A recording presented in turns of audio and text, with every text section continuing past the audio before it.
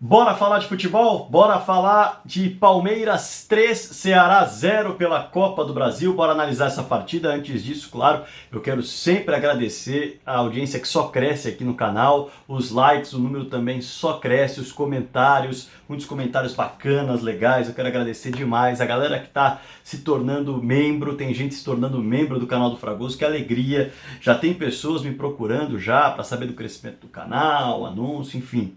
E tudo isso se deve a vocês. Muito obrigado pelo carinho, tá? Vamos lá, vamos falar de Palmeiras e Ceará? Palmeiras venceu o Ceará por 3-0 num jogo de inúmeros desfalques para os dois lados. O Ceará com 7 desfalques, o Palmeiras também com 7 desfalques no time titular. Um número muito grande que atrapalhou demais. Aliás, 8 desfalques no time titular. O Luan foi mais um desfalque que apareceu para a equipe do Palmeiras. E muita gente achou que seria um jogo muito complicado, as duas equipes se estudando. No fim das contas, o Palmeiras conseguiu vencer e vencer muito bem. E eu quero pontuar dois momentos muito diferentes do jogo para analisar. O primeiro momento envolve um jogador especificamente, Gustavo Scarpa. Que partida fez o Gustavo Scarpa como lateral esquerdo? E o Abel Ferreira já falou que se interessa pelo jogador assumindo essa função.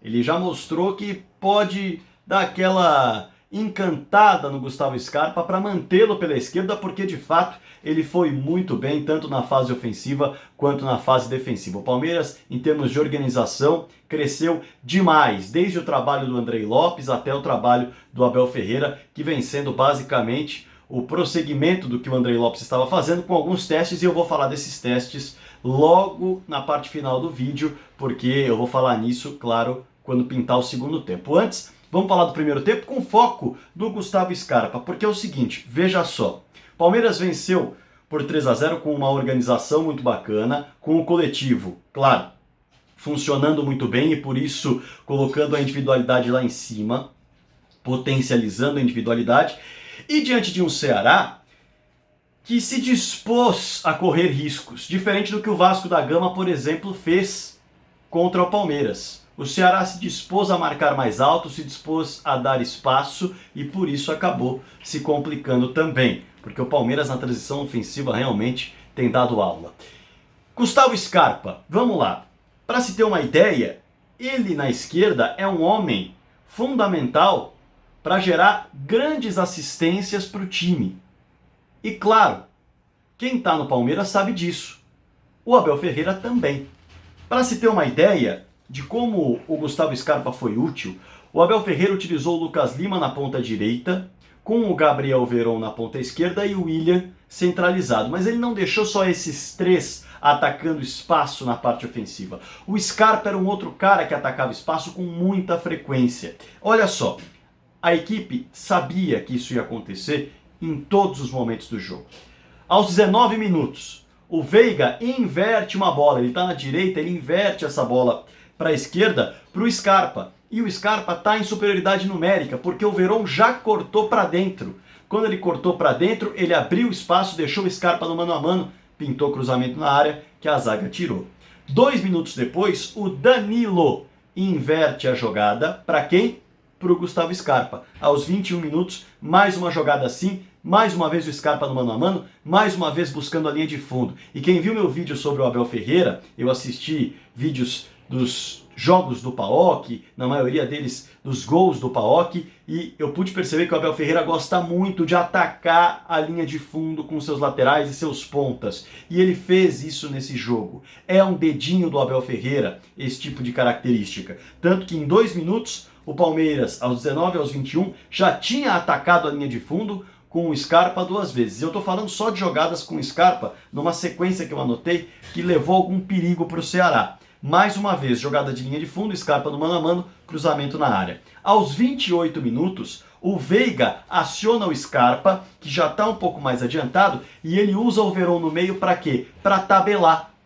Ele faz a típica jogada de ultrapassagem, então o Veron cai para o meio, só que não é a ultrapassagem que o jogador passa pelas costas, não. O Veron vai para o meio para já aparecer em condição de finalizar, e ele é utilizado como um pivô para a bola bater nele e puxar essa bola para a linha de fundo com o Scarpa em velocidade. Dito e feito, a jogada saiu e preste atenção como essa jogada se repete. Essa jogada sai, o cruzamento vem e o Veiga bate do meio ali da meia-lua. O Veiga finaliza da meia-lua. Não sai o gol, mas repare nessa jogada.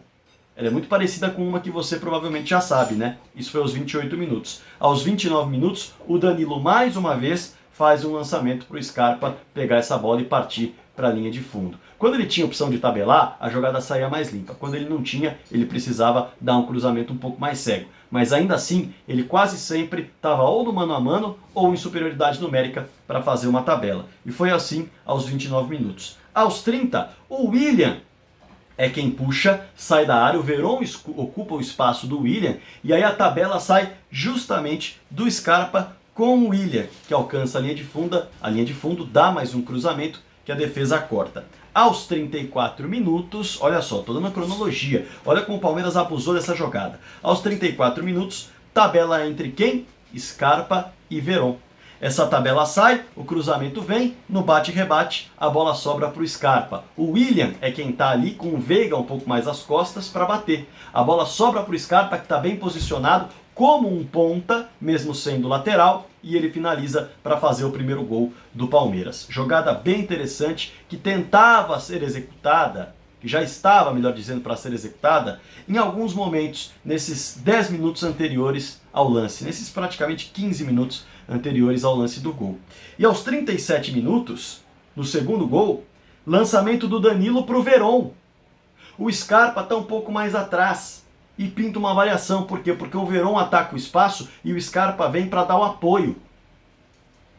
Mas o Veron não precisou desse apoio, porque ele é um ponta de velocidade, atingiu a linha de fundo como o Abel Ferreira gosta, o tipo de jogada que o Abel Ferreira curte, e aí, nessa que ele atingiu a linha de fundo nas costas da zaga, o William e Lucas Lima já estavam posicionados para finalizar, assim como o Rafael Veiga. O William e o Lucas Lima tiram, o William fura de pular, o Lucas Lima ia chutar e tira o pé, e o Veiga vem com a canhota e faz o gol nesse cruzamento. Repare como essa jogada, mesmo com peças sendo alteradas, acontece de forma repetida. Por quê? Porque ela é uma jogada de criação de superioridade numérica que atinge a linha de fundo e que coloca os atacantes, os três, na maioria das vezes, em condições de finalizar. O próprio Fortaleza do Rogério Ceni fazia muito isso e fez contra o Palmeiras, com jogadas de linha de fundo, buscando três homens bem posicionados para finalizar na grande área. E o Palmeiras está começando a fazer isso com muita frequência e com muita qualidade e variando as suas peças para mexer de fato com a marcação. Seja com uma bola lançada nas costas da zaga para o ponta avançar, seja com um lançamento para o lateral avançar, com o ponta partindo para o meio, ou um lançamento para o ponta receber, soltar para o ponta, ou melhor, para o lateral receber, soltar para o ponta para que ele atinja a linha de fundo com a bola em progressão. Então a jogada se repetiu várias vezes e funcionou. Funcionou muito bem. Aos 39 minutos, uma jogada diferente para finalizar o terceiro gol, que conta com o quê? Com a qualidade individual. A roubada de bola do Zé Rafael, que eu já estou cansado de citar nos vídeos, é um dos pontos mais fortes desse Palmeiras. O Zé Rafael cada vez mais caracteriza como um jogador fundamental na espinha dorsal do Palmeiras pelas roubadas de bola que tem e pelo bom passe, pela boa visão de jogo, pela boa construção. E o Zé conseguiu, depois dessa roubada de bola, soltar para o Gabriel Veron, que fez um golaço de fora da área, a individualidade aparecendo depois do coletivo, trabalhar.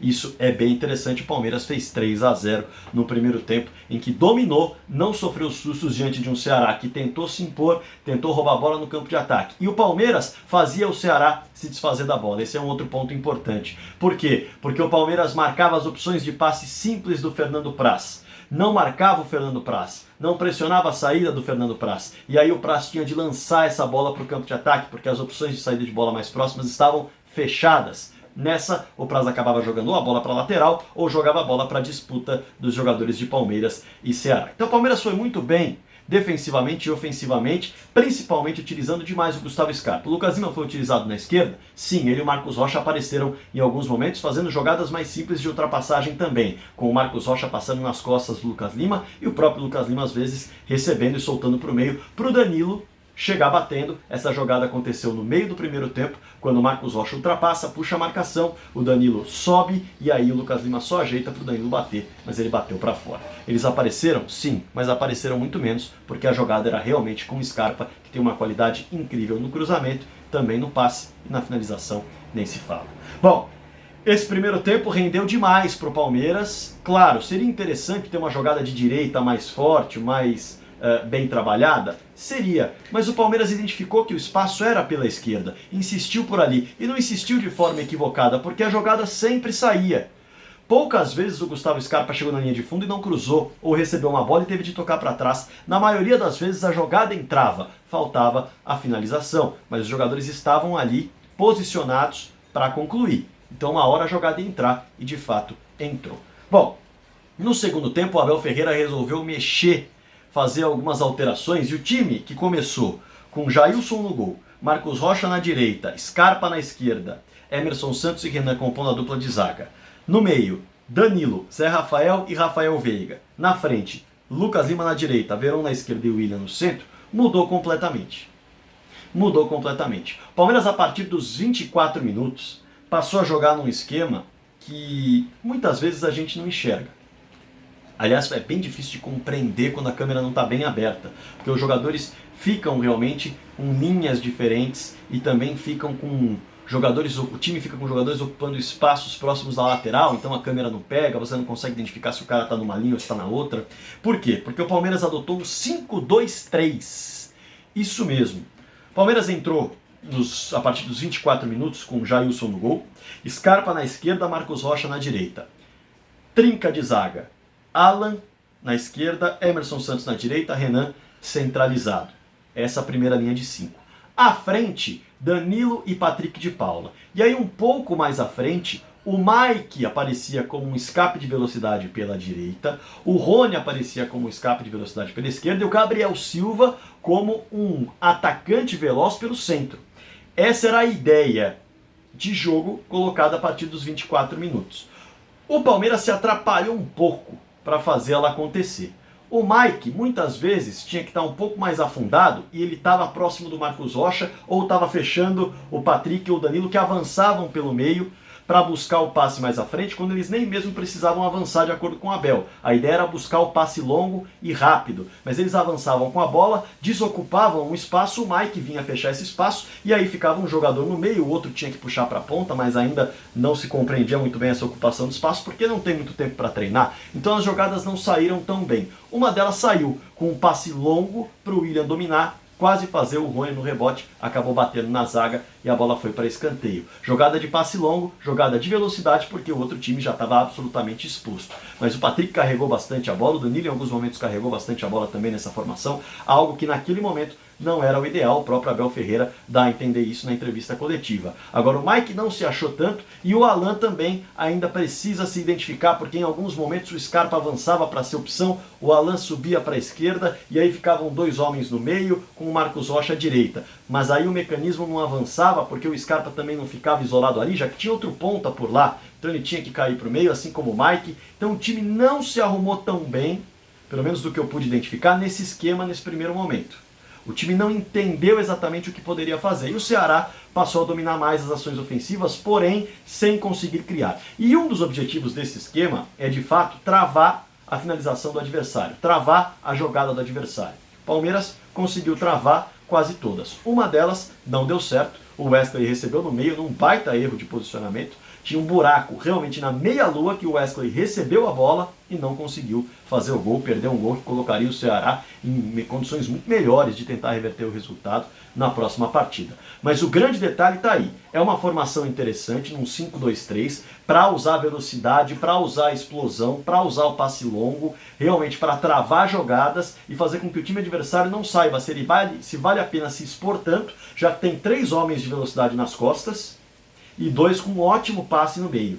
Será que vale a pena eu avançar? Será que vale a pena eu colocar todas as minhas fichas no campo de ataque? Ou será que é melhor eu diminuir um pouco? Então, esse esquema mexe dessa forma com o adversário. O Palmeiras ainda precisa treinar um pouco mais para encaixar. O próprio Abel Ferreira entende dessa forma, não é um esquema fácil, não é um esquema usual. Então, os jogadores ainda vão se entender. Além do que, o Alan, por exemplo, Ele nem tinha treinado com a equipe. O Alan entrou em campo para treinar dentro desse jogo. Ele não havia participado de um treinamento. O próprio Gabriel Silva pouco jogou nessa temporada. O Mike nunca foi utilizado nessa função. Então a equipe ainda precisa de mais um pouco de prática fazendo esse tipo de jogo para aí sim entender e conseguir colocá-lo da melhor forma possível. Mesmo assim, não comprometeu, mas é algo interessante que vem por aí. Atenção para esse 5-2-3 do Abel Ferreira, que no ataque pode virar um 3-2-5. Então vai ser bem interessante acompanhar o que o Abel deve fazer, com pouco tempo de treino, é verdade, mas deve tentar colocar em prática nas partidas.